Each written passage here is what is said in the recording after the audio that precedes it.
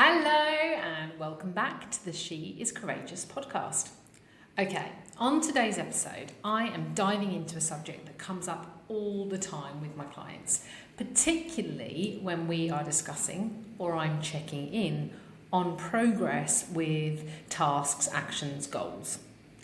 Procrastination. Oh, I meant to, or I got caught up, or I got distracted, or I ended up doing this and... Did you know that apparently an average person spends 280 minutes a day procrastinating? That adds up to 55 days a year. Now, I heard that on another podcast or I read it somewhere, but that is mental. And actually what's more upsetting than the number itself is that represents not just time wasted, time not doing the things we want to do to get to the places we want to get to, but actually, given that when people talk to me about procrastination and how they procrastinate, it is filled with shame and guilt.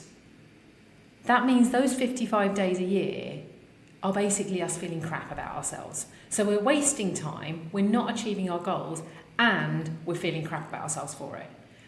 Think about what we could do with that time if we were working on our goals. Now, I'm using a lot of we here, and I'll be honest, I'm not a massive procrastinator. But I would be lying if I said I didn't ever procrastinate. And when I talk about what procrastination really is today, you'll see why. I absolutely do. Now, procrastination is one of the most favourite labels that women in business like to put around their neck. And now, apparently, as we know, is the one stealing probably the most time next to the kids for the mums out there.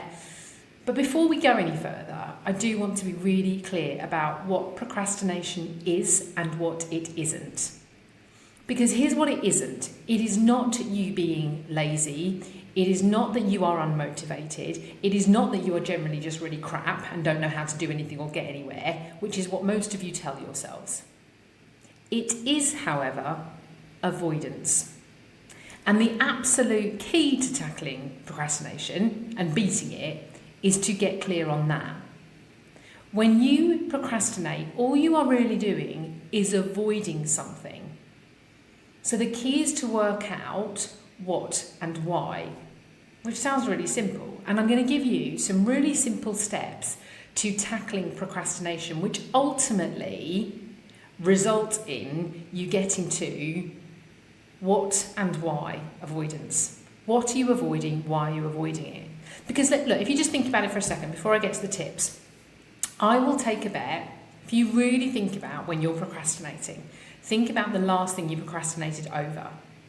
It was probably something uncomfortable that needed to be done, or something you don't like doing, or something you don't really see a benefit in, or something that brings you a sense of fear or worry. Something that you're unsure about, or something that feels so big and so scary you have no clue where to start, so it's easier to avoid it. So what I want to do today, because I've always said I want to try and keep things really practical, is share 6 simple tips to stop putting off whatever it is you are putting off, because I want to stop using that word procrastination too, and really help you achieve all the goals that you want to. My tips, as always, they're simple, they're practical, and there's no reason that any one of you can't move through procrastination. So let's get on with those 6 tips and stick around because I've got a bonus point at the end. Okay, so tip number 1, write it all down. I know, a list, because that's going to help me, Shelley. Yes, it will. Lists work and writing works, physically writing. If you write a list of what you need to do, okay, this stuff, there might be a thing you're procrastinating over, which has a number of things underneath it. But if you write a list of what needs to be done with actual, like almost deadlines, you are far more likely to get things knocked down, so to speak, or knocked off, so to speak. Because first of all, seeing it there in black and white, it sets you on the right path towards action. There's loads of scientific research about the writing process, the seeing of something. You're changing your perspective on it because you're taking it out of your head and onto paper. It's no good swishing around in your head, because the more it's swishing around, the more you're overthinking it, which is procrastination, okay? So you're already taking a first step. Writing it down is the first step. Because while you're thinking about all the things you need to do and finding ways not to do, like to not do anything about it, you're getting nowhere. So writing it down really, really helps, whether it's one thing or a few things that you are putting off procrastinating over. There's no more hiding from the list in your head. Now the other thing, and I use that word perspective in there, when we write things down, we can often have a moment of, oh my God, why am I taking so long over this? I just get this done. Actually looking at it now, I realise this is a really small task. In fact, one of my lines, particularly back in my corporate days, was often that in the time that it takes to write the damn to-do list, you could have got 3 things done. In the time that it takes to write things down on this list, you could have knocked off half of it. So like procrastination, I would pretend that I'm procrastinating because I know I think something's going to take a really long time. That's often a reason for procrastination, because we're telling ourselves it's going to take a really long time. When I look at it on the piece of paper, I realise, well, it's not going to. Actually, that's a really simple task. So when we write things down, we've got a different perspective. So that's my first step. Second thing. Now, we've all heard the phrase, how do we eat an elephant? Actually, I say that, right? I remember the first time I heard the phrase, how do you eat an elephant? And I remember thinking, that is the most ridiculous phrase, because you don't eat an elephant. But let's just go with the phrase at the moment. How do we eat an elephant, Shelley? We do it one bite at a time. Why am I using that phrase? Anyway, I'm now just having a moment of that. It's just such a silly phrase. But the point of the phrase is to break the big tasks down. I said earlier on, often we procrastinate because something feels really big and overwhelming. And I say this with goals all the time to the members of the She Is Courageous Collective, to my clients. If it feels too big, it is too big. So make it smaller. This is why we procrastinate, because things feel too big and too overwhelming. So instead of facing into them, we're like, oh, that's just too big, that's too scary, I can't go there. I'll go over here instead and do something else. So we've got to break things down into manageable chunks, like tiny, tiny chunks, if that helps. Because then you can actually start to think about doing something, because the smaller it becomes, the more realistic it feels that you can actually make progress. If you've got a really big task that you're procrastinating over, or something that feels like a really big task, I'm about to link tips 1 and 2 here, and you keep looking at it and you just keep thinking, oh my God, that is so huge, no wonder you are procrastinating, by the way, and you're not doing anything with it, grab that pen and paper again and go, okay, just write down step by step, what do I actually need to do? I did this with the podcast, actually, because I was procrastinating over actually moving forward with the podcast. So I took a piece of paper and I just wrote down a full list, step by step, what do I actually need to do? And I got into real minutiae of detail. But what it meant was I could do the first thing. And the first thing was like a 60-second task. And then I could do the second thing and the third thing. And the things that I needed to do, the task got bigger and bigger, but I was making progress. I was no longer procrastinating. And progress is the best motivator, let me tell you. So if you break things down into the tiniest of chunks and take the first chunks, baby steps really will get you to where you want to be. Maybe slowly, but at least you'll get there. You're no longer standing still. My third tip, if you are in the grips of procrastination on something, sometimes you just need to step away and really re-energize yourself. Now, that can be literally re-energize yourself, give yourself a change of environment and give yourself a boost of some sort. But if you're procrastinating, sitting where you are, looking at a screen that's got the thing that you haven't got done on it, or the book that's on the side that's still you haven't opened because you know that if you open it, you've got to do the thing that's inside it. Whatever it is, sometimes you just need to step away, walk away, change the environment, and then you can come back. Because if you're anything like me, you can get quite distracted and frustrated when you're procrastinating or not getting things done. So I don't work on anything for long periods of time, because I just know when I start to procrastinate, it's because I'm kind of getting a bit bored.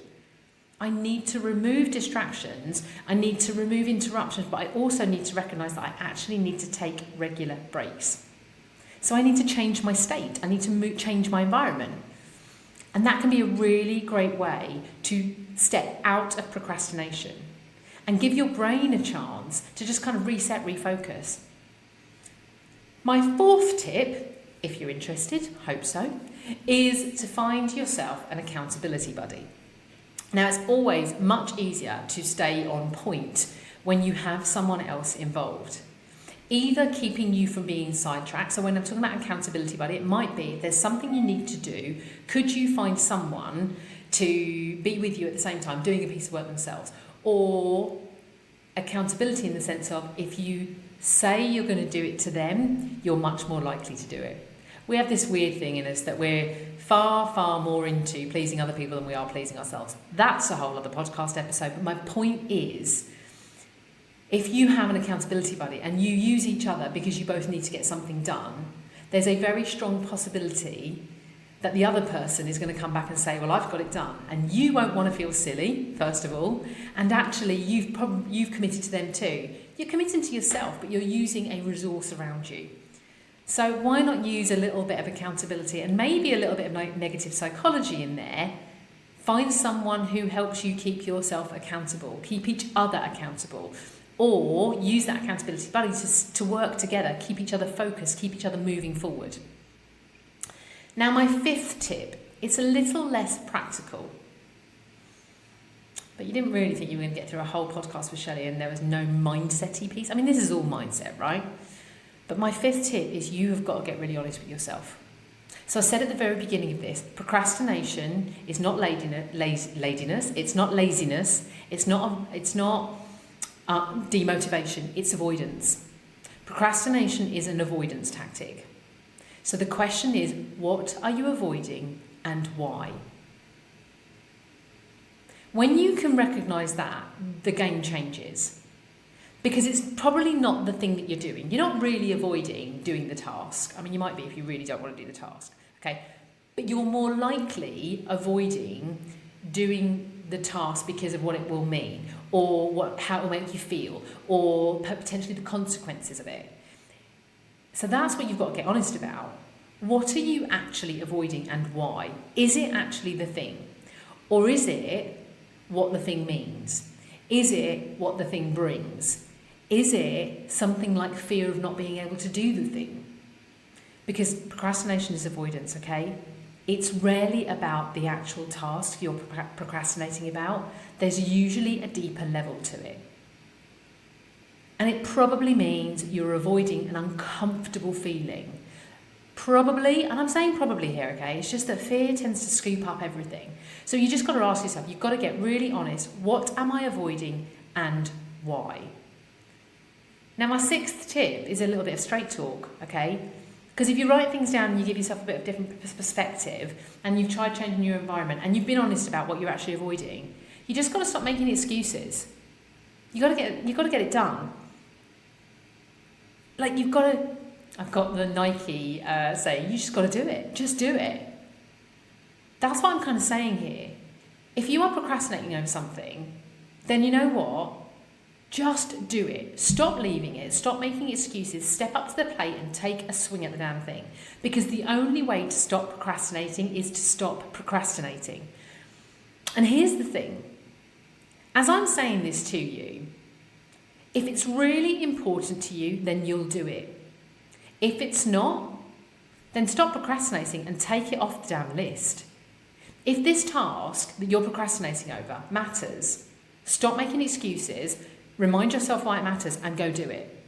If it doesn't matter, don't do it. Because it doesn't matter. And rather than spending more time procrastinating on something that doesn't even matter, hey, use this time for things that really do matter. Because if it doesn't matter, it's not going to make any damn difference to your life, whether you do or don't get it done. So why is it getting so much time and energy? The way to stop procrastinating is to stop procrastinating. And the more I say that word, the more tongue-tied I feel like I'm getting. Stop avoiding, stop not doing, either do it or don't do it. Be honest enough to say, I'm never going to do this. I'm taking it off the list. I tell you what, it's really liberating to do that. Now, I said stick with me because I've got a bonus, and it's more of a twist in the tail than a bonus tip. And it's actually just a reminder that sometimes procrastination isn't a bad thing. And actually, procrastination is never really a bad thing. I should say that there. But what I want to say is, like, sometimes procrastination might be telling you something. Because sometimes putting something off is a sign that you know something isn't right. Now, there's a whole other podcast here that I've already written the notes for people about trust and intuition. Sometimes procrastination is avoidance in a really clever way. It's a warning signal. What if your procrastination is your intuition trying to help you avoid a big mistake? Now, only you know if it is, but it could be one to check on, because we do an awful lot of kind of telling ourselves procrastination is a bad thing. And it's not a great thing, right? It's not a great thing if you are procrastinating over doing something that you say you want to do because it's going to get you to where you want to get to. So the real point of this podcast is, let's get really courageous and do the damn thing. And I've given you some tips here to work through procrastination, to work through what are you avoiding, why are you avoiding it. Here's some ways to help you identify that and move forward. But it could be worth checking in on, is procrastination actually a sign? Is this your intuition trying to help you? I don't know, only you do. But there you go, short, simple, quick, a little straight talking, 6 ways to stop procrastinating and a bonus little twist.